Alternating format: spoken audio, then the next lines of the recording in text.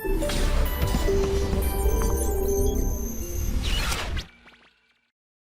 Morning to all student of motion education private limited. My name is Gaurav Singla, faculty social science. आज हमारे crash course की series में हम जो चैप्टर लेने जा रहे हैं वो है globalisation in Indian economy. Globalisation and Indian economy chapter जो है ये एक एडवांस चैप्टर है। क्लास 10th में जब हम इसे पढ़ते हैं या क्लास 10th के लिए जो इसकी प्रोबेबिलिटी है वो इसलिए इम्पॉर्टेंट है क्योंकि ये जो टॉपिक है इससे जुड़े हुए इवेंट्स या इससे जुड़ी हुई चीज़ें लगातार आप न्यूज़ में या लगातार आप इसे न्यूज़पेपर्स में पढ़ सकते हैं। क्या होता है ग्लोबलाइजेशन? यहाँ हम पहले लेक्चर के अंदर 3 टर्म्स को थोड़ा डीपली समझेंगे। एक है आपका ग्लोबलाइजेशन, एक है आपका foreign trade, relation between globalisation and foreign trade and liberalisation first lecture के अंदर। अब ग्लोबलाइजेशन, हर वर्ड का एक इटसेल्फ मीनिंग होता है। ग्लोबलाइजेशन यानी कि एक ऐसा environment in terms of economy जहां पर एक multiple trade among different countries जो है वो चल रहा है। अब ये जो ग्लोबलाइजेशन है ये इंडियन ट्रेड को या इंडियन व्यापार को कैसे इफेक्ट करता है? हम बहुत कॉमन चीज़ देखते हैं। आज जब हम मार्केट में निकलते हैं तो हमें ये देखने को मिलता है कि बहुत सारी मल्टीनेशनल कंपनीज के ब्रांड्स, फॉर एग्जांपल आप LG देखते हो टेलीविज़न में, आप सोनी देखते हो, आप पैनासोनिक देखते हो, आप थॉमसन देखते हो, आप सैमसंग देखते हो। ये सारे ब्रांड्स जो लगभग आज से 25 से 30 साल पहले नहीं थे या भारत में कुछ चुनिंदा कंपनीज ही थी और शायद ये कंपनीज भी विदेशी टेक्नोलॉजी को एडमायर करके या उसको एक्वायर करके भारत में अपने नाम से टेलीविजन्स बनाते थे। जैसे वीडियोकॉन इंडियन ब्रांड था, लेकिन अब वीडियोकॉन के अलावा आप देख सकते हो हज़ारों ब्रांड टेलीविज़न, इलेक्ट्रॉनिक्स या आप बात करोगे दूसरे सेक्टर में आपको देखने को मिल सकता है। अब इसका एक एग्जांपल और लेते हैं, ऑटोमोबाइल। आज अब ऑटोमोबाइल इंडस्ट्री में शायद ही ऐसा कोई ब्रांड नेम हो कार का जिसे आप ना जानते हो। ठीक है, फॉर एग्जांपल अगर हम लग्जरी कार्स की बात करें तो मर्सिडीज़, ऑडी, बेंटले, ये सब नाम हम बहुत कॉमनली सुनते हैं और इंडियन मार्केट में देख भी रहे हैं। ठीक है, अगर आप बात करोगे नॉर्मल सेगमेंट में तो टोयोटा हो गया, हुंडई हो गया, किया हो गया, या आप बात करोगे रेनॉल्ट हो गया। लेकिन ये सारी कंपनी विदेशी कंपनी है। ठीक है, ये भारत में आ रही हैं, भारत में इनकी कार्स मैन्युफैक्चर हो रही हैं, इवन भारत में इनके प्लांट्स भी हैं जहां ये कंपनीज भारत में आके लैंड एक्वायर करके प्लांट्स बना रही हैं। प्लांट के साथ ऑटोमोबाइल प्रोडक्शन इंडिया से कर रही हैं। पर पहले इन गाड़ियों को या इन कारों को या इन ऑटोमोबाइल सेक्टर्स के जो यूटिलिटीज़ हैं इनको इंपोर्ट किया जाता था। इंपोर्ट मतलब आयात। ऐसे ही इंडिया जो है एक बड़े एग्रीकल्चर एक्सपोर्ट कंट्री, यानी एग्रीकल्चर से रिलेटेड कमोडिटीज़, स्पाइसेस, मसाले और आप देखोगे आयरन एंड स्टील, ऐसी बहुत सारी चीज़ें जो भारत निर्यात करता है, एक्सपोर्ट करता है। ग्लोबलाइजेशन के पहले अगर आज से 20-25 साल पहले हम जाएं तो दुनिया की अलग अलग इकोनॉमीज कुछ मिक्स्ड इकोनॉमी, ओपन इकोनॉमी या क्लोज्ड इकोनॉमी से जानी जाती थी। ये जो मिक्स्ड, क्लोज्ड और ओपन इकोनॉमी की हम बात कर रहे हैं ये बेसिकली क्या है? ठीक है, इसको समझने के लिए हम बहुत सिंपली समझते हैं कि अगर मैं बात करता हूं कि कोई इकोनॉमी मिक्स्ड इकोनॉमी है तो मिक्स्ड इकोनॉमी का मतलब क्या होता है? ठीक है, मिक्स्ड इकोनॉमी उसको हम देखेंगे। उसके बाद अगर मैं बात करता हूं कि कुछ इकोनॉमी ओपन इकोनॉमी है, ओपन इकोनॉमी, और कुछ इकोनॉमी क्लोज्ड इकोनॉमी है। ठीक है, ये जो तीनों टर्म्स हम यहां देख रहे हैं ये तीनों टर्म्स इकोनॉमिक या व्यापार या ट्रेड के अंदर जानी जाती हैं। ठीक है, बेसिकली इन तीनों का पर्पस क्या है? ट्रेड। ठीक है, अब एक एग्जांपल लेते हैं। हम आज से लगभग 30 साल पहले चलते हैं, 30 इयर्स के आसपास चलते हैं, 1980 में। चाइना एक क्लोज इकोनॉमी का कॉन्सेप्ट रहा है। आफ्टर बीइंग इंडिपेंडेंस, जब चाइना में सरकार बनी 1950 से, चाइना एक क्लोज्ड इकोनॉमी रहा है। मतलब चाइना ने अपने यहाँ विदेशी कंपनियों को उनका सामान बेचने के लिए या विदेशी कंपनियों को चाइना में आकर प्लांट बनाकर वहाँ से अपने बिजनेस को ऑपरेट करने की अनुमति नहीं दी। क्लियर? तो चाइना एक क्लोज्ड इकोनॉमी रहा है 30 ईयर्स, आफ्टर 1950 से 30 ईयर्स तक चाइना एक क्लोज्ड इकोनॉमी रहा है। आज भी अगर आप देखोगे तो बहुत सारे सोशल नेटवर्क जो आपके प्लेटफॉर्म्स हैं लाइक याहू, गूगल, अमेजन, ये चाइना में नहीं चलते। चाइना में इटसेल्फ उनके बनाए हुए या उनके ही लोकल पब्लिक या सिटीजन्स के बनाए हुए ऐप्स या उनके ऑटोमोबाइल्स या उनकी कंपनीज की चीज़ें चलती हैं। ठीक है, तो चाइना आज भी लगभग क्लोज इकोनॉमी की तरह काम करता है, बट अब वो मिक्स्ड इकोनॉमी हो गया है। मिक्स्ड इकोनॉमी मतलब जो कि इंपोर्ट एंड एक्सपोर्ट से रिलेटेड कार्य तो करता ही है, यानी एक्सपोर्ट और इंपोर्ट, क्योंकि व्यापार या ट्रेड बढ़ाने के लिए कंट्री की इकोनॉमी बढ़ाने के लिए विदेशी मुद्रा या फॉरेन एक्सचेंज का बहुत बड़ा रोल है। क्या बात की है हमने? Foreign exchange. Foreign exchange basically कुछ नहीं है, ये विदेशी मुद्रा को हम कहते हैं, या जितनी मुद्रा भारत अगर मान लो 10,000 टन स्टील बेचता है अमेरिका को, तो अमेरिका जो डॉलर में भारत को करेंसी देता है, या डॉलर में जो भारत ने जो पैसा उससे कमाया, उसे हम फॉरेन एक्सचेंज विदेशी मुद्रा कहते हैं। ठीक है। ओपन इकोनॉमी वो इकोनॉमीज हैं जो पूरी तरीके से इंडिपेंडेंट फॉरेन ट्रेड करते हैं, यानी कि ऐसी कंपनीज जो भारत की है, विदेशों में जाकर बस रही हैं और वहां बिजनेस कर रही हैं, या America, USA, Mexico, Brazil, Argentina, Russia की कंपनीज भारत में आकर बिजनेस कर रही हैं। Open economy. आज के कंसेप्ट में ग्लोबलाइजेशन में लगभग हर कंट्री ओपन इकोनॉमी बनती जा रही है। क्यों? क्योंकि एक तो हमें मल्टीलैटरल ट्रेड करना है, विदेशों से व्यापार करना है और उससे अपनी इकोनॉमी बढ़ानी है, ठीक है, और अपना फॉरेन एक्सचेंज बढ़ाना है। प्लस हमारे यहाँ जो कंज्यूमर्स हैं, जो पॉपुलेशन है, उन्हें वैरायटी ऑफ गुड्स मिलेंगे। बहुत सिंपल सी बात है, इसको बहुत एग्जांपल के तौर पे समझो। अगर भारत में वीडियोकॉन ही कंपनी होती और उसी का टीवी होता, उसी का टेलीविजन होता, उसी का फ्रिज होता, उसी का हर एक इलेक्ट्रिकल आइटम होता, तो क्या वो कंपनी मोनोपोली रख के अपनी कीमतों को ज़्यादा करके कस्टमर्स को फोर्सफुली उसको लेने पर मजबूर नहीं करती? जब कंपटीशन ही नहीं होगा, जब अल्टरनेट ही नहीं होगा, तो आप दूसरे ब्रांड्स को कैसे ले पाओगे? यही जो कॉन्सेप्ट है ग्लोबलाइजेशन में निकल कर बाहर आया कि जब different types of goods, different type of companies एक इंडिपेंडेंट मार्केट में आकर बिजनेस करेंगी, एक नेटवर्क में आकर बिजनेस करेंगी, तो वैरायटी ऑफ कस्टमर्स के पास चॉइसेस होंगी, वैरायटी ऑफ गुड्स होंगे, डेवलपमेंट होगा, एम्प्लॉयमेंट जनरेट होगा, प्लस हमें एक से ज्यादा देशों के साथ व्यापार करने का मौका मिलेगा। बहुत सिंपल सा कॉन्सेप्ट है, ठीक है। तो बेसिकली ग्लोबलाइजेशन क्या है? ग्लोबलाइजेशन वही है जिसमें फॉरेन ट्रेड किया जाता है, मल्टीपल कंट्रीज एक दूसरे के साथ ट्रेड करती हैं, एक दूसरे के साथ नहीं, वो तो बाइलेटरल हो गया। मान लो अगर आप कहोगे कि इंडिया और चाइना एक दूसरे के साथ ट्रेड कर रहे हैं, this is not a foreign, this is basically an example of foreign trade, but this is bilateral trade. इसे आप ग्लोबलाइजेशन नहीं कहोगे। हमें कोई चीज की जरूरत है, हमने किसी देश से ले लिया, वो तो इंपोर्ट एक्सपोर्ट हो गया, ठीक है। वो कोई पर्सन भी कर सकता है, वो सरकार भी कर सकती है, इंपोर्ट एक्सपोर्ट। तो ये तो बाइलेटरल ट्रेड हो गया, दो देशों के बीच होने वाला ट्रेड। इसे हम क्या कह रहे हैं? Bilateral trade. तो बायलैटरल ट्रेड जो है वो एक बेस्ट फॉर्म ऑफ ग्लोबलाइजेशन हम उसको नहीं कह सकते हैं। तो बेसिकली ग्लोबलाइजेशन क्या है? ठीक है, भारत में ग्लोबलाइजेशन की शुरुआत हुई 1990 में, 1990 में, जब the then finance minister Manmohan Singh थे। तो मिस्टर मनमोहन सिंह जी ने सबसे पहले भारत में एक पॉलिसी को डिप्लॉय किया जिसे कहा जाता था LPG पॉलिसी, ठीक है, liberalisation, privatisation and globalisation. Liberalise मतलब व्यापार करने के लिए कंपनीज को छूट दी जाए, टैक्स कम किया जाए, विदेशी कंपनियों को भारत में आमंत्रित किया जाए, और भारत की इकोनॉमी बूम करने के लिए भारत का मार्केट या जो भारत का कंपटीशन जो है विदेशी जो कंपनी से बढ़ाने के लिए भारत के अंदर एक सिस्टम जनरेट किया जाए।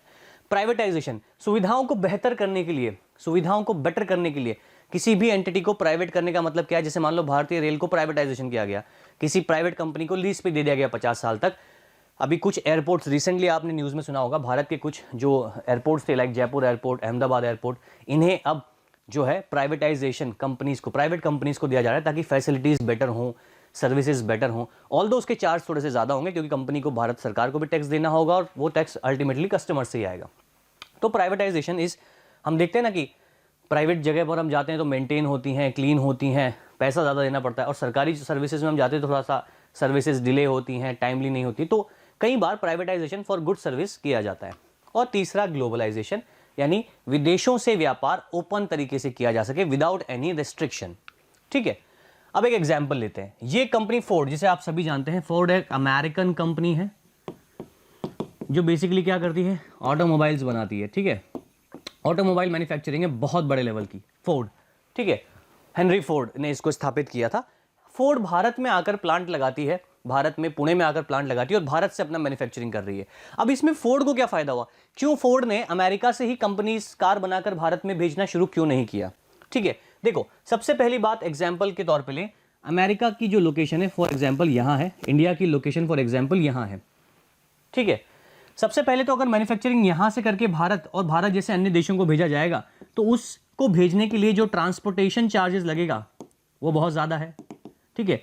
उसके ऊपर जो टैक्सेस लगेंगे विदेशों से आयात करने पे वो बहुत ज़्यादा है। तो जो कार फोर्ड 10 लाख रुपए में अमेरिका बना रहा है, भारत आते आते उसकी कीमत 18 से 20 लाख हो जाती है, यानी टैक्स में ही वो इतना ज्यादा हो जाता है कि वो कार भारत में चली नहीं पाती क्योंकि इतनी महंगी है। इसके लिए भारत और अमेरिका ने क्या किया, ग्लोबलाइजेशन की नीति अपनाई।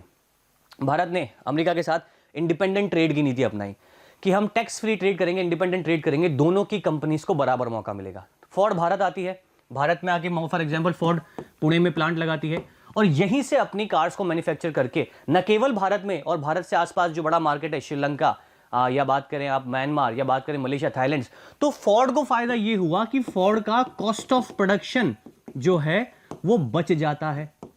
यानी जो कॉस्ट को जो कार फोर्ड वहां से अमेरिका से बनाकर भेज रही थी plus the number of count, यानी जो काउंट है नंबर ऑफ काउंट भी वो यहां से आगे भेज सकता है। मान लीजिए एक बड़े शिप में, एक कंटेनर शिप में फोर्ड केवल 1000 कारें ही भेज पा रहा है इंडियन सब कॉन्टिनेंट या एशिया के लिए, जिसमें से मान लीजिए 5000 कार इंडिया के लिए है, 1000 कार श्रीलंका के लिए है, 2000 कार इंडोनेशिया के लिए और मलेशिया के लिए। भारत पे भी तो आकर एक पोर्ट पर आकर इसको यहां से सब डिवीजन करके आगे भेजा जाता। तो बेटर क्या हुआ, टेक्नोलॉजी ट्रांसफर हुई, फोर्ड भारत में आई, फोर्ड ने भारत में एम्प्लॉयमेंट दिया, यहाँ इंजीनियर्स को जॉब मिली, सॉफ्टवेयर इंजीनियर्स को जॉब मिली, फोर्ड ने यहीं से कार बनाकर भेजना शुरू किया और फोर्ड का मुनाफा भी डबल हुआ और भारत को मिला क्या, फॉरेन एक्सचेंज, विदेशी मुद्रा भारत के अंदर फॉरेन एक्सचेंज आया। तो फोर्ड एक तरीके की एमएनसी है, मल्टीनेशनल कंपनीज, एक तरीके की एमएनसी है, मल्टीनेशनल कंपनी जो भारत में आई, भारत में आकर उसने भारत से अपना व्यापार शुरू किया। ग्लोबलाइजेशन की नीति के तहत, ओपन व्यापार के तहत भारत में एम्प्लॉयमेंट जनरेट हुआ, भारत में टेक्नोलॉजी ट्रांसफर हुई, software engineers, labour, skilled, unskilled सभी को एम्प्लॉयमेंट मिला और फोर्ड को भी मुनाफा हुआ क्योंकि फोर्ड अपना प्रोडक्शन डबल करके न केवल इंडिया के आसपास के छोटे कंट्रीज में भी भारत से ही सप्लाई करने लगी। तो ये एक एग्जांपल हमने देखा किस तरीके का ग्लोबलाइजेशन के अंदर होने वाले ओपन फॉरेन ट्रेड का। क्लियर? तो ये बात तो अब आप समझ ही गए कि फोर्ड ने मान लो चेन्नई में जब प्लॉट लगाया, 1700 करोड़ का एस्टैब्लिशमेंट किया प्लांट का, this was done collaboration with Mahindra and Mahindra, a major Indian manufacturing jeeps and trucks. By the year 2004 Ford was selling 27,000 cars in a Indian market, while 24,000 cars were exported from India to South Africa, Mexico, Brazil. ना केवल India बल्कि India के आसपास के जो बड़े उपमहाद्वीप के कंट्रीज हैं वहां पर भी भारत से सेल होने लगी। क्लियर? तो यहां हमें बात समझ में आई कि ग्लोबलाइजेशन केवल एक ओपन ट्रेड नहीं है, ग्लोबलाइजेशन केवल एक व्यापार नहीं है, ग्लोबलाइजेशन के अंदर बहुत सारे इंटरमीडिएटरी बेनिफिट हैं जो किसी भी इकोनॉमी को बूम करने के लिए चाहिए। देखो इसे एक चीज की तरह से और समझे, जैसा मैंने भी एग्जांपल दिया 1990 या 1990 तक या 1980 तक भारत में आपको ज्यादा वेरिएशन नहीं मिलता था। एक छोटा वॉकमैन आता था पहले, कैसेट डाल के उसको एयरफोन की तरह सुनते थे। वॉकमैन सबसे पहला इनोवेटिव एक इलेक्ट्रॉनिक डिवाइस था जो हम जापान से इंपोर्ट करते थे। सोनी का सबसे पहले आया, फिर फिलिप्स का आया, ठीक है। तो ये कंपनी वॉकमैन बनाती थी। अब वॉकमैन उस समय बहुत महंगे थे क्योंकि सब इंपोर्ट होते थे, भारत में तो कहीं बनते ही नहीं थे। तो जहां से आते थे, जो कंपनीज भारत भेजती थी, उस पर इतने टैक्सेस लग जाते थे कि वो बहुत महंगा हो जाता था और आम लोगों की पहुंच के बाहर हो जाता था, ठीक है। तो जितनी भी मल्टीनेशनल कंपनीज हैं, सबसे पहले तो मल्टीनेशनल कंपनीज वो होती हैं जिनके ऑपरेशंस एक देश से बाहर बहुत सारे हैं, एक देश के बाहर उनके बहुत सारे प्लांट्स हैं, वहां मैन्युफैक्चरिंग भी होती है, वहां से डिस्ट्रीब्यूशन भी होता है। मैकडॉनल्ड्स आज आप जानते हो, क्या 25 साल पहले मैकडॉनल्ड्स को छोटे शहरों में कोई जानता था?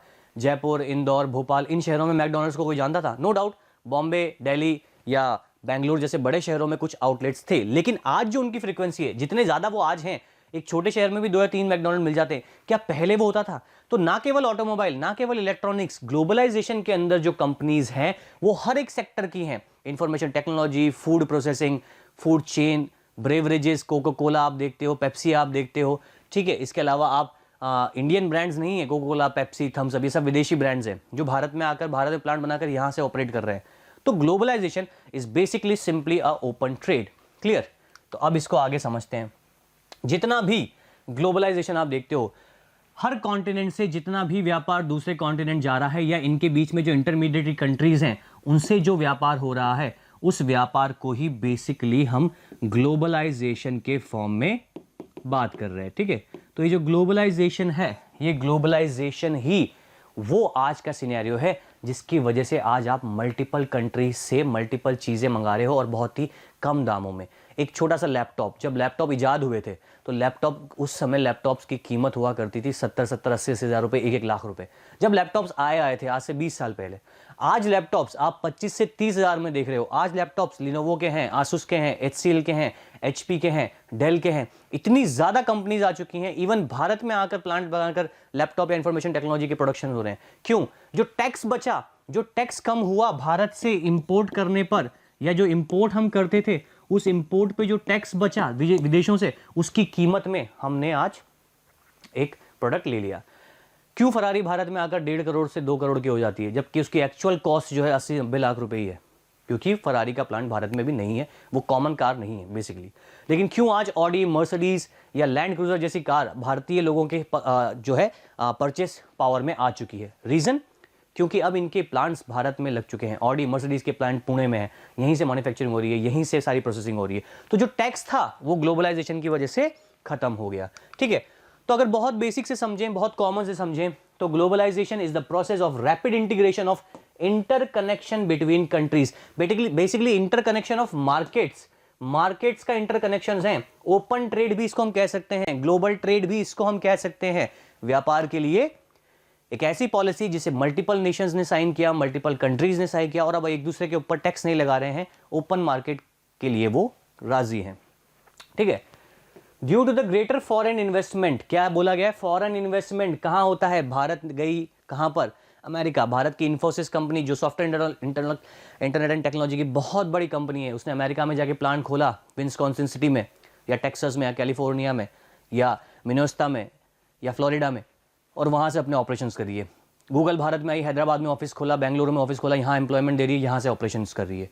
तो जो कॉस्ट ऑफ प्रोडक्शन है किसी भी चीज की, वो रिड्यूस हो जाती है और मुनाफा बढ़ने लगता है। ठीक है, and trade has been greater integration of production and market across the country. तो these are some 2 basic points. Now in the past 2-3 decades, more than 2 or more MNCs have been looking for locations around the world which has good cheap production and labor. अब MNC multinational companies क्यों आ रही हैं भारत में? Cocoa Cola Bharat में क्यों आ रही है? एक तो लैंड जो है बहुत इजी लेवल पे होती है। दुनिया के जितने बड़े बड़े कंट्रीज हैं, रशिया, इंडिया, ब्राजील, अर्जेंटीना, इनके पास लैंड एरिया बहुत ज़्यादा है, पॉपुलेशन ज़्यादा है, यानी लेबर और लैंड अवेलेबिलिटी ज़्यादा है, रिसोर्स ज़्यादा है। तो जो बड़े डेवलप्ड कंट्रीज हैं लाइक जापान में लैंड की प्रॉब्लम है, ज़मीन नहीं है, आइलैंड्स हैं। तो जापान क्या कर रही है? सुजुकी, टोयोटा, होंडा, इन सब के प्लांट्स भारत में बना रही है। जापान का बहुत बड़ा इन्वेस्टमेंट हरियाणा और राजस्थान के बॉर्डर के आसपास है। टपुकड़ा और भिवाड़ी अगर आपने नाम सुने हो, अलवर के आसपास बहुत बड़े ऑटोमोबाइल जोन्स हैं, जहां Japanese company Suzuki, Honda, Yamaha, Toyota, इनके प्लांट्स हैं, क्योंकि इन्हें लैंड चाहिए अपने प्रोडक्शन एक्सपैंड करने के लिए। और इससे भारत को क्या मिल रहा है? Foreign exchange. क्यों आ रही है भारत में? एक तो चीप लेबर, स्किल्ड और अनस्किल्ड लेबर मिल रही है, और कॉस्ट ऑफ प्रोडक्शन कम हो रहा है उनका। कॉस्ट ऑफ प्रोडक्शन अगर कम है तो सस्ते दामों में कंपनीज बेचेंगी, और भारतीय बाजार में अवेलेबिलिटी जो है वो बहुत आसानी से हो जाएगी। होंडा, यामाहा, इन बाइक्स की कीमत अब आप देखो बहुत ही हर भारतीय क्षेत्र के अंदर, भारतीय वर्ग के अंदर आ रही है। रॉयल एनफील्ड की बात करें, जो बेसिकली एक ओरिजिनल ब्रिटिश ब्रांड था, लेकिन अब वो एक इंडियन ब्रांड हो चुका है। इंडियन कंपनीज ने उसको एक्वायर कर लिया है, आयशर मोटर्स ने, और अब रॉयल एनफील्ड का प्रोडक्शन न केवल इंडिया में हो रहा है बल्कि इंडिया से बाहर एक्सपोर्ट भी किया जा रहा है। ठीक है, तो ये कुछ एग्जांपल हैं। Foreign investment by MNCs in these countries has been rising, at the same time foreign trade between the 2 countries also has been rising rapidly. तो मेरे ख्याल से अब ये चीज तो समझ में आ गई होगी कि जो ग्लोबलाइजेशन है उसका क्या मीनिंग है। ठीक है, इतने सारे कथा सार के बाद अब ये चीज़ बहुत कॉमन हो चुकी है कि हम ग्लोबलाइजेशन किस केस में बात कर रहे हैं। ठीक है, चलो आगे देखते हैं। जितनी भी आप कंपनीज आज देख रहे हो, चाहे सैमसंग है, नोकिया है, HP है, BMW, Marlboro, Coca Cola, Gillette, ये सब इंटरनेशनल ब्रांड्स हैं जो भारत के नहीं हैं। ठीक है, वॉल्ट डिज्नी, माइक्रोसॉफ्ट, गूगल, पूरा देश बेसिकली ग्लोबलाइज हो चुका है। कुछ कंट्रीज जो आज भी क्लोज इकोनॉमी को फॉलो करती हैं, या कुछ कंट्रीज जो ओपन ग्लोबलाइजेशन को फॉलो नहीं करती हैं, वो अलग अलग कंट्रीज के ऊपर चलता है। बट इंडिया ने जो LPG की पॉलिसी देखी थी, यानी foreign trade and integration of market, उसी के तहत ग्लोबलाइजेशन निकल के आया है। क्लियर? तो foreign trade is a trade between the different countries of the world. It is also called international trade, external trade and regional trade. Inter मतलब भारत से श्रीलंका, श्रीलंका से Malaysia, Indonesia, south east Asian जो countries है Pacific की, वहाँ पर Pacific और Indian ocean की, Foreign trade creates an opportunity for the producers to reach beyond the domestic market and the market of their own country. Coca Cola American company है। क्या Coca Cola की plant केवल America में ही है और cocoa Cola की बोतल में जो कोक आप पी रहे हो वो वहीं से बनकर भारत आ रहा है? तो फिर 10 रुपए में कोको कोला तो मिल ही नहीं सकती। इंडिया में पानी की अवेलेबिलिटी भले ही कम हो, लेकिन कोको कोला का प्लांट है। रिसेंटली एक कोको कोला के प्लांट को बंद करवाया गया था, इसीलिए क्योंकि कोको कोला का प्लांट जितना पानी यूज कर रहा था कोक बनाने के लिए, उससे वहां की जो सिंचाई या इरिगेशन के लिए फार्मर्स की प्रॉब्लम थी वो बढ़ती जा रही थी। कुछ एक इसके अपवाद भी हैं, तो कोको कोला ने अपने ऑपरेशंस भारत में बंद कर दिए, बट दूसरी कंपनीज ने शुरू किए। ये तो एक एग्जांपल लिया है मैंने, हर चीज़ ऐसी नहीं है। ऑटोमोबाइल्स, इंफॉर्मेशन टेक्नोलॉजी, इसके अलावा भी आप जितने एग्जाम्पल्स देखेंगे वो सभी एग्जाम्पल्स फॉरेन ट्रेड के हैं। अच्छा, आपसे अगर कोई 2 वर्ड में पूछ ले कि why MNCs come into the India and operate their business from India, they find cost of production is very low. Cost of production किसी भी आइटम का लो है। They find skilled and unskilled labour, हमारे पास labour बहुत है, skilled unskilled दोनों ही, ठीक है। They find land, electricity, water availability easily, उसको सरकार प्रमोट करती है तो ये चीज़ें मिलती है। यानी चीप लेबर ऑफ प्रोडक्शन, ये दोनों ही 2 इंपॉर्टेंट पॉइंट हैं ग्लोबलाइजेशन के। Clear? Now producer can sell their products not only the market within the located but into multiple countries too। तो ये सबसे बड़ा एग्जांपल कि क्यों किया जा रहा है, क्यों किया जा रहा है, वो इसलिए किया जा रहा है।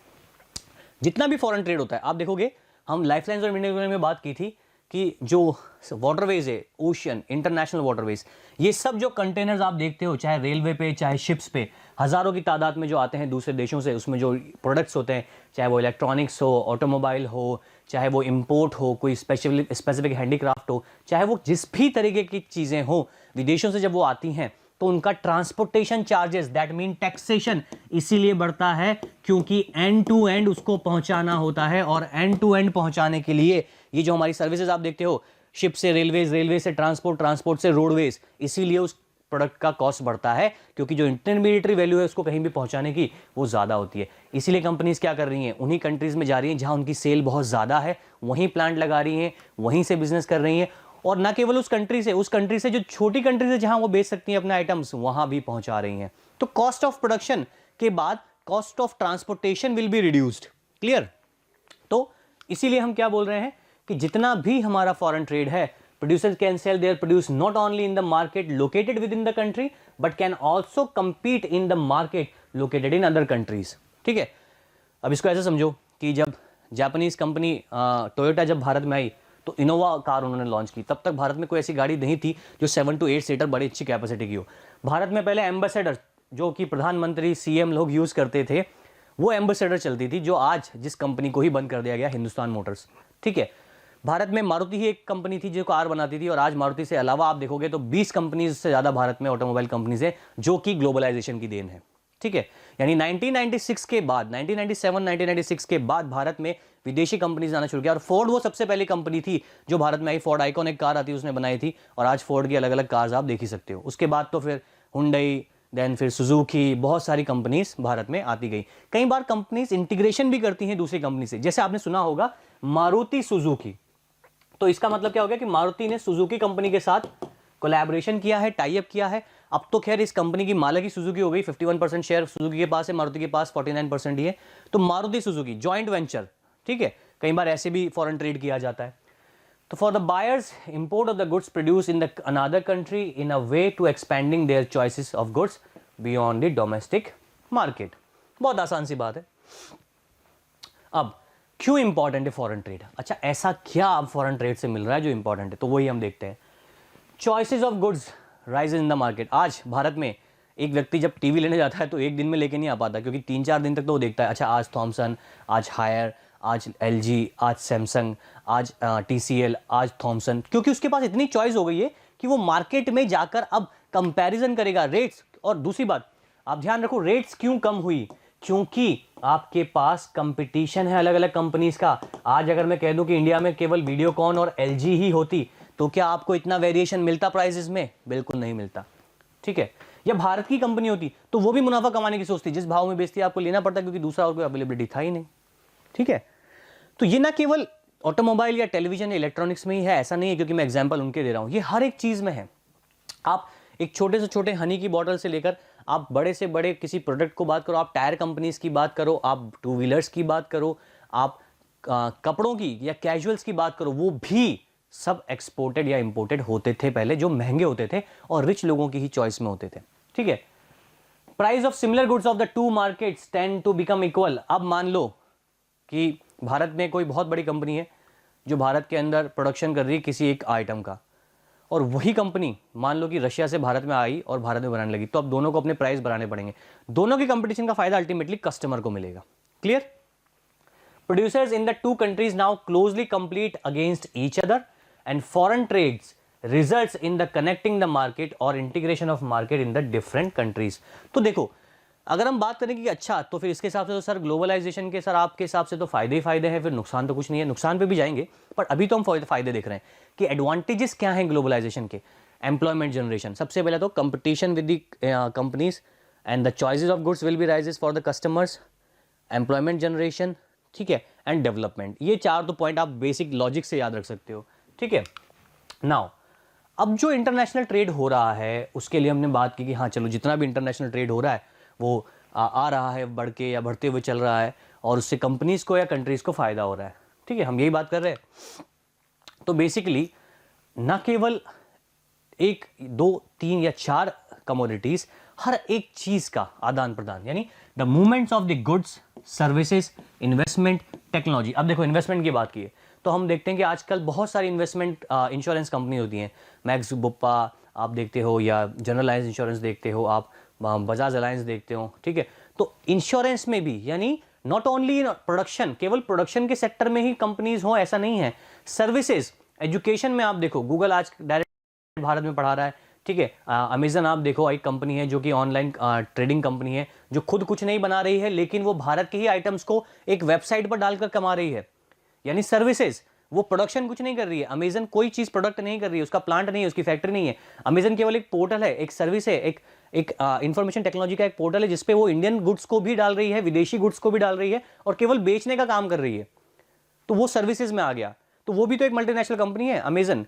ठीक है, अलीबाबा का आपने नाम सुना हो जो सिर्फ चाइना में चलती है। अलीबाबा से आज तक किसने लोगों ने सामान खरीदा भारत में? मुझे पता नहीं, खरीदा भी हो तो, लेकिन ग्लोबल ब्रांड कौन सा है? अमेजन। ठीक है, there is one or more way in which countries can be connected, this is through the movement of the people between the company. अब भारत ने मान लो कोई प्लांट डाला महिंद्रा एंड महिंद्रा ने रशिया में, तो भारत से लोग वहां जाएंगे, भारत से लोग जाके वहां सेट होंगे, वहां पर जाके अच्छी इनकम जनरेशन होगी, इंडियन लोगों की मूवमेंट होगी दूसरी जगह पर, इंडियन प्लांट वहां गया, तो वहां जाकर हमारा एक नेटवर्क क्रिएट हुआ। ऐसे ही इंडिया का नेटवर्क हर एक उस कंट्री में क्रिएट होगा जहां इंडियन कंपनीज जा रही हैं, प्लांट्स लगा रही हैं, या भारत सरकार की तरफ से उनको अनुमति मिल गई, वो जाकर प्लांट लगा रही हैं और प्रोडक्शन कर रही हैं। ठीक है, तो न केवल इंडिया में आने से कोई बाहर की एमएनसी ग्लोबलाइज होगी, जबकि इंडिया की कंपनीज भी बाहर जाएंगी तो ग्लोबलाइज होंगी। TCS, Tata consultancy services, TCS एक बहुत बड़ी इंटरनेशनल सॉफ्टवेयर डेवलपमेंट कंपनी है जो भारत के बाहर बहुत सारी कंट्रीज में, मोर देन 80 कंट्रीज में उसके ऑफिस है, वहाँ एम्प्लॉयमेंट में लोग काम कर रहे हैं, वहाँ लोगों को एम्प्लॉयमेंट मिला हुआ है। तो इंडिया की जो रीच है वो ग्लोबल हो रही है, तो ग्लोबलाइजेशन हो रहा है। Clear? People usually move from one country to another in search of better income and better jobs and better education, जो एक एग्जाम्पल है। एजुकेशन में आप देखो यूनिवर्सिटीज़, इंटरनेशनल यूनिवर्सिटीज़ के कोर्सेज चलते हैं, आप यहाँ रहकर पढ़ सकते हो, आप वहाँ जाकर भी पढ़ सकते हो, बहुत सारी चीज़ें हैं। There has not been much increase in the movement of people between countries due to various restrictions. ठीक है, तो ये तो बात हुई ग्लोबलाइजेशन को हमने कुछ इंपॉर्टेंट पॉइंट्स के आधार पर हम देख रहे हैं कि अच्छा ये पॉइंट्स थे जिसकी वजह से हम ग्लोबलाइजेशन को देख रहे हैं। अब factors that have enabled globalisation. आज अगर हम बात करें कि 1990 से जब इंटरनेट इतना ज़्यादा फ्लरिश नहीं हुआ था, टेक्नोलॉजी इतनी ज़्यादा फ्लरिश नहीं हुई थी, और आज जब 2020 में हम रह रहे हैं, यानी कि लगभग 30 साल, लगभग 30 ईयर्स का ये पूरा डेवलपमेंट हुआ है जो भारत के आज़ाद होने के 50 सालों में भी नहीं हो पाया था। क्लियर? तो भारत ने जितनी ग्रोथ 50 ईयर्स में नहीं की, उससे आधी 50% ग्रोथ कंपैरेटिवली इन 30 सालों में की, जिसमें हमने ग्लोबलाइजेशन को अडॉप्ट किया या ग्लोबलाइजेशन को हमने माना। ठीक है, तो न केवल इंफ्रास्ट्रक्चर, न केवल ट्रांसपोर्ट और लॉजिस्टिक्स, न केवल होम्स, न केवल टेक्नोलॉजी, पूरा जो मूवमेंट है एक जगह से दूसरी जगह का, वो सारी मूवमेंट ग्लोबलाइजेशन के अंदर आती है। ठीक है, बहुत आसान सी बात है। अब ये और क्यों बढ़ गया? अमेजन को भारत में कितने साल हुए होंगे? ठीक है, या फ्लिपकार्ट को भारत में कितने साल हुए होंगे? फ्लिपकार्ट तो चलो इंडियन एंटरप्रेन्योर्स की बनाई हुई है, अमेजन एक इंटरनेशनल ब्रांड है, अमेरिकन ब्रांड है। तो ये जो ब्रांड्स हैं, ये भारत में आने के बाद आप देखो वैरायटी ऑफ चॉइस कितनी होगी। आज एक व्यक्ति को, भारतीय व्यक्ति को, हर उस चीज का एक्चुअल नाम पता है जिसका नाम उसे पहले नहीं पता होता था। ठीक है, आज शूज में हम वैरायटी ऑफ नेम्स लेते हैं, जैसे ये लोफर्स है, ये स्निकर्स है, ये बोट शूज है, ये वो शूज है। क्यों? क्योंकि उस ऑनलाइन कंपनी ने उस पैटर्न के नाम, उसकी साइज, उसके वेरिएंट्स आपको दिए। वरना पहले आदमी बोलता था कि जूता दिखाना भैया, शूज पहनने आया हूं, है ना। या हम बात करें कि अगर हम दूसरे सेक्टर में जाएं, बैग्स के सेक्टर में आप जाओ, आप वॉच में जाओ, क्रोनोग्राफ, डिजिटल, ये सब इतना ज़्यादा जो नॉलेज स्प्रेड हुआ है, वो नॉलेज कैसे स्प्रेड हुआ है, जो हमारा इंफॉर्मेशन टेक्नोलॉजी या कम्युनिकेशन का जो रोल है, जो आईटी का जो रोल है, जो ये सॉफ्टवेयर इंडस्ट्री का जो रोल है, उसकी वजह से आज हम वेरिएशन देख पा रहे हैं। क्लियर? ये आईसीटी के रोल की वजह से आज हम इस टेक्निक से पढ़ पा रहे हैं। तो ये जो ग्लोबलाइजेशन हुआ है ड्यू टू द टेक्नोलॉजी, ये सब ग्लोबलाइजेशन का सबसे बड़ा इंपैक्ट है। आज हम एक ईमेल को with in a second, with in a time period of seconds, एक देश से दूसरे देश में पढ़ लेते हैं। पहले चिट्ठी जाती थी, 7-8 दिन लगते थे मैसेज कन्वे होने में। तो जो पेस ऑफ डेवलपमेंट है वो ग्लोबलाइजेशन में इसलिए फास्ट हुआ ड्यू टू दी आईसीटी।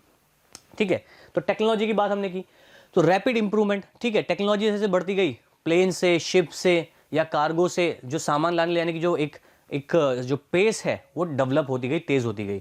ठीक है, approval of the countries, online approvals मिल जाते हैं सामान बेचने के, लाने के। तो वो सारा जो एक सिस्टम है गवर्नमेंट का इंटीग्रेशन का, वो भी यहाँ इंपॉर्टेंट रोल प्ले करता है। Rapid improvement in the technology has been one major factor that has been stimulated the globalization process. ठीक है, तो ये अब इसमें हम बात करेंगे role of globalisation and liberalisation and regulation. Foreign trade तो अब हम बहुत डेप्थ में बात कर ही चुके हैं कि फॉरेन ट्रेड क्या है। ठीक है, तो लॉजिस्टिक्स, आपने नाम अक्सर कहीं सुना होगा। लॉजिस्टिक्स पता है क्या होता है? लॉजिस्टिक्स मतलब जब एक सामान को आप एक गोदाम से, एक फैक्ट्री से बाहर निकालते हो और एक ट्रक में रखते हो, उसके बाद वो सामान, वो लगेज, वो आइटम जब तक थर्ड एंड तक ना पहुंच जाए, उस ट्रक से वो जाएगा एक रेलवे कंपार्टमेंट में, एक रेलवे कंपार्टमेंट से जाएगा वो एक शिपमेंट में, उस शिप में उसको लादा जाएगा, उस शिप से वो हजारों मील की यात्रा कर कर किसी दूसरे कंट्री के या कॉन्टिनेंट के कंट्री में पहुंचेगा, वहां वापस उसको उतारा जाएगा, रेलवे से उसको एंड टू एंड जगह पहुंचाया जाएगा, फिर रोडवे से उसे एंड टू एंड ट्रांसपोर्ट किया जाएगा। ठीक है, इसको समझना है, कैसे समझोगे? जब भी कोई चीज़ हम ऑनलाइन ऑर्डर करते हैं तो वो बैंगलोर से आ रही होती है, तो पहले वो उसको पैक किया जाता है, प्रोसेस किया जाता है, फिर उसको लोड किया जाता है ट्रक में, फिर वो दूसरे एंड पे पहुंचता है। ये सब लॉजिस्टिक्स होता है, किसी भी पर्टिकुलर आइटम का एक एंड से दूसरे एंड तक पहुंचने का process, this is known as logistics.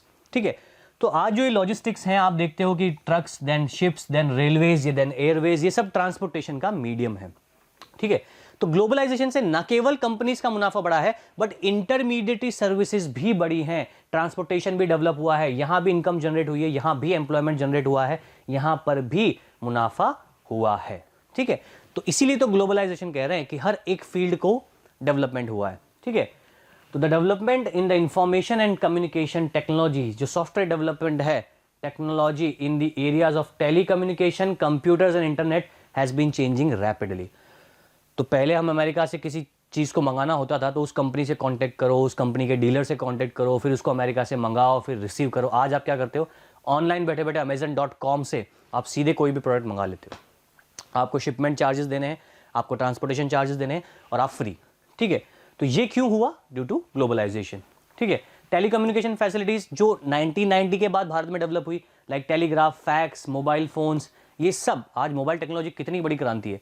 Mobile से एग्जांपल लेते हैं ग्लोबलाइजेशन का। भारतीय कोई कंपनी ऐसी नहीं थी जिसने कभी मोबाइल बनाया हो या मोबाइल डेवलप किया हो, और अगर किया भी है कुछ कंपनीज ने, लाइक माइक्रोमैक्स, तो विदेशी टेक्नोलॉजी को बोरो करके लिया है। आज आप जितना, एक समय था जब 1990 में जब सबसे पहले मोबाइल आए थे तो एक कंपनी का ही नाम सबसे ज़्यादा जाना जाता था, नोकिया। अक्सर लोग सोचते थे कि नोकिया एक जापानीज कंपनी है, बट नोकिया एक जापानीज कंपनी नहीं है। नोकिया नॉर्वेन कंपनी है, नॉर्वे की कंपनी है टेलीकम्युनिकेशन की, जापानीज कंपनी नहीं है नोकिया। वो छोटा नाम था तो लोग नोकिया से वो जापान को ही कंसिडर करते, नोकिया किया करके जापान से जोड़ देते थे, बट नोकिया एक नॉर्वेन कंपनी है, नॉर्वे की कंपनी है। और आज आप देखो नोकिया कहाँ चला गया और दूसरी कंपनीज कितनी रैपिडली राइज हो गई। आज 70% मोबाइल मार्केट चाइनीज कंपनीज के द्वारा कैप्चर्ड है और चाइना उसको ग्लोबलाइजेशन के तहत बेच रहा है। ठीक है, तो ये एक इंपैक्ट है टेलीकम्युनिकेशन का कि आज मोबाइल से ही आप कितना ग्लोबलाइज हो चुके हो। आप मोबाइल में बैठे बैठे दुनिया भर की खबरें देख लेते हो, ये भी तो ग्लोबलाइजेशन ही है। क्लियर? नाउ अब जो इनके इंटरमीडिएटरी पार्ट है कि ग्लोबलाइजेशन बेसिकली ग्लोबलाइज हुआ तो कैसे हुआ, तो इसके अंदर कुछ नीतियां होती हैं जिन्हें कहा जाता है liberalisation. Liberal of foreign trade and foreign investment policy.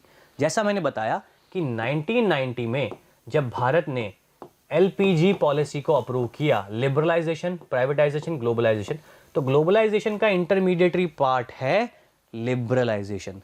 Rules को थोड़ा लचीला करो, कंपनीज के लिए टैक्सेशन थोड़ा कम करो, भारत में विदेशी कंपनीज को आने दिया जाए, उन्हें बिजनेस करने दिया जाए, प्राइवेट कंपनीज को ठेके दिए जाए, प्राइवेट सेक्टर के लोगों को भी उन जगहों पर आने दिया जाए जहां गवर्नमेंट ही काम कर रही है। ठीक है, भारत ने आज़ादी के 40 साल तक किसी भी विदेशी कंपनी को भारत में आकर इसीलिए काम करने के लिए अनुमति नहीं दी क्योंकि पहले हमने व्यापार की परमिशन ब्रिटिशर्स को दी थी और धीरे धीरे उन्होंने हमारा मार्केट कैप्चर करके न केवल भारत को गुलाम बना लिया बल्कि हमें पूरा शोषण भी करके चले गए।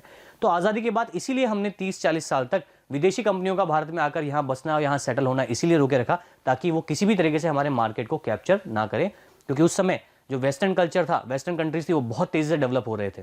ठीक है, तो लिबरलाइजेशन वो पॉलिसी है जिसमें रूल्स को, टैक्सेशंस को, टैरिफ को, टैक्सेस को कम किया जाए और कंपनीज को यहाँ आकर थोड़ा लिबरल, थोड़ा आज़ादी के साथ व्यापार करने की परमिशन दी जाए। लिबरलाइजेशन को देखेंगे हम।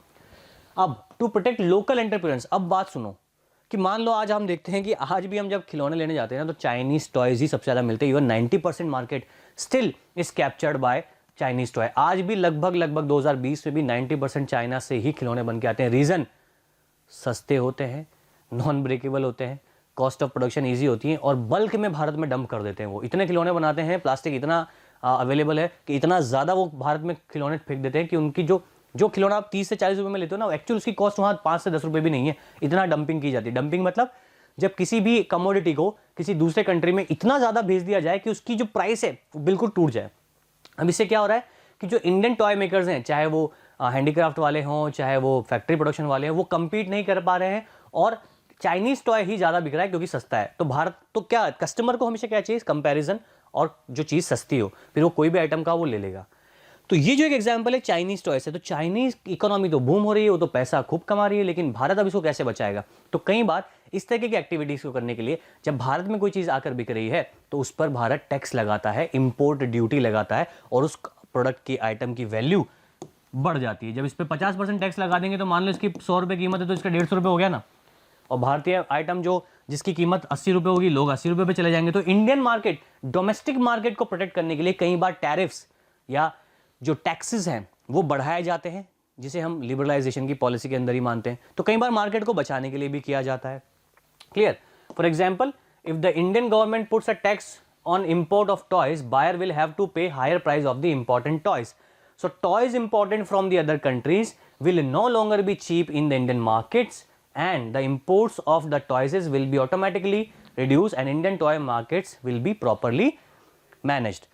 तो कई बार मार्केट एक्टिविटी को ग्रो करने के लिए, कई बार मार्केट को बचाने के लिए भी ये चीज़ें की जाती हैं। मार्केट पॉलिसीज को बोलते हैं। ठीक है, क्योंकि चाइना न केवल टॉयज़ में, आज आप मोबाइल्स में देख लो, चाइनीज़ मोबाइल तो स्टिल इसलिए सस्ते हैं क्योंकि बहुत सारी कंपनीज हैं। बट अगर कोई कंपनी के किसी कंपनी के प्रोडक्शन में ऐसा कुछ ना हो, किसी कंपनी का ऐसा आइटम बेचने आ रहा है जिसकी मैन्युफैक्चरिंग भारत में हो ही ना रही हो, तो डेफिनेट सी बात है वो कंपनी कितने भी रेट को लगाकर यहाँ भेजेगी और फिर बेचेगी। आपने कभी मोबाइल फ़ोन्स के बॉक्सेस पे देखिए, जो मोबाइल फ़ोन आप खरीदते हो 15,000 का, उसकी एक्चुअल कीमत कितनी ज़्यादा लिखी होती है बॉक्स के ऊपर? वो इसीलिए लिखी होती है क्योंकि जो एक्चुअल उसकी रेट है, वो एक्चुअल रेट उसकी बहुत ज़्यादा हो जाती है।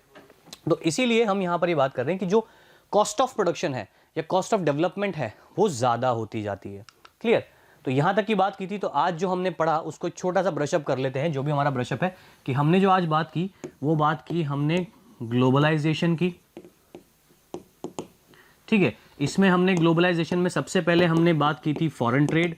फॉरेन ट्रेड जिसको हम बात कर रहे हैं basically integration of market, integration of market among different countries, integration of countries. ठीक है, ग्लोबलाइजेशन का फायदा क्या है? ठीक है, जो हमारा मार्केट्स हैं उसमें कंपटीशन आपको मिलेगा।